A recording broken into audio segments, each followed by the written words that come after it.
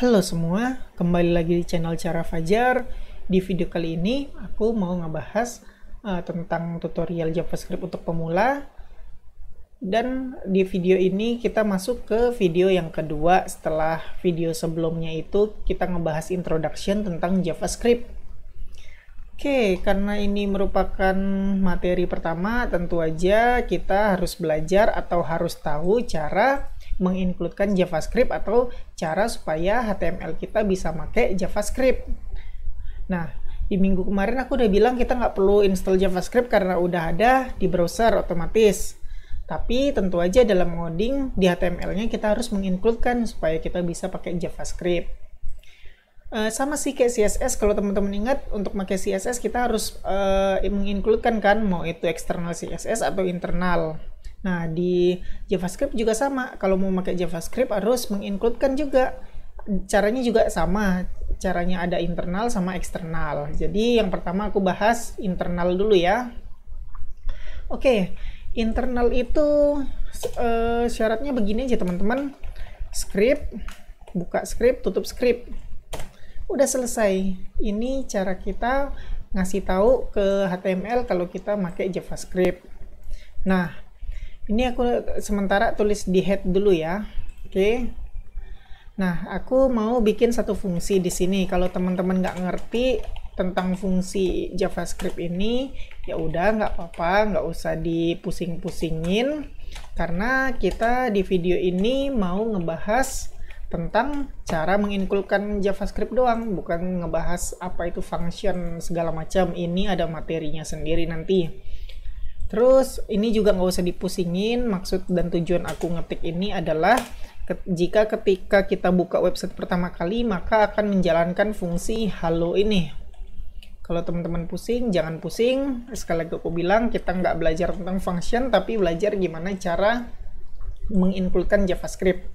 Oke, ini cara pertama teman-teman dari inline. Aku naruh di dalam tag head, antara head buka sama head tutup. Terus aku bikin body onload, yang mana artinya ketika kita buka halaman website kita, maka akan menjalankan ini. Oke, langsung aja lihat gimana hasilnya ya. Ini aku udah buka halamannya. Terus ketika aku refresh, nah fungsinya berjalan. Dimana fungsinya ini aku ngeluarin alert. Ini yang namanya alert nih. Halo semua, halo semua. Nah, berarti kita udah berhasil memakai JavaScript atau mengincludekan JavaScript ke dalam HTML. Terus, teman-teman, kita nggak mesti masang script ini di dalam head. Kita bisa di dalam body sini, bisa di luar head, atau bisa juga di dalam body sini. Cuman yang disarankan ya, sebentar aku Ctrl Z dulu. Yang disarankan naruh script itu di bagian paling bawah body. Jadi ini body buka, ini body tutup. Nah, sebelum tutup kita taruh JavaScript. Karena dengan begini buka website menjadi agak sedikit lebih cepat.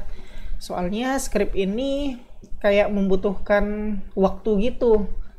Misalnya teman-teman ada buka di sini misalnya img bla bla bla. Nah, ini ngeluat image kan. Kalau teman-teman naruh script di atas sini, maka teman-teman bakal butuh loading buat ngebuka ini karena harus memproses script ini dulu. Nah, makanya disaranin naruh JavaScript itu di bawah setelah semuanya udah selesai. Body misalnya gini ya. Sebentar.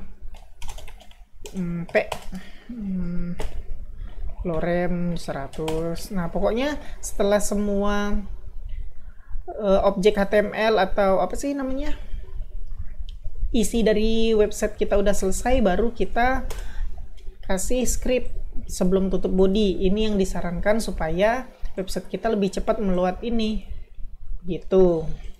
Oke, jelas ya cara memakai JavaScript atau cara memanggil JavaScript dengan cara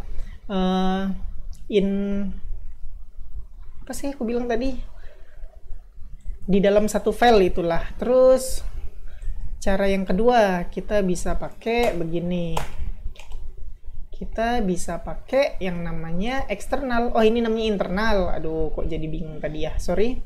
Nah, cara kedua kita bisa pakai cara eksternal, yaitu kita bikin satu file lagi namanya index.js. Nah, nama file ini bebas, mau apa aja, yang penting extensionnya .js. Sama kan kayak CSS, kita bikin satu file baru isinya CSS. Nah, di sini kita bikin lagi function halo alert